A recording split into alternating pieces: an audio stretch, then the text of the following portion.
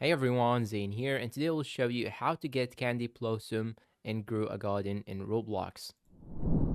Now you have probably watched a lot of videos that do not actually work. First, let's talk about why the Candy Blossom is so important.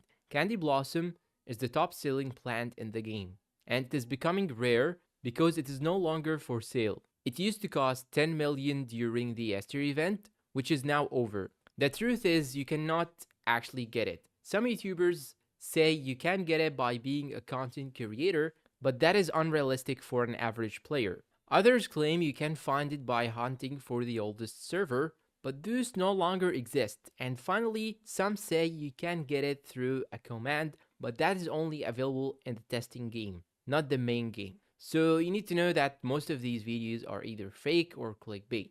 And I'm here to give you the real answer. The Candy Blossom seed is no longer obtainable. And that's all for today's video. If you find it helpful, please don't forget to support us with like, subscribe to the channel, leave us a good comment, and share this video with your friends. Thanks for watching, and goodbye.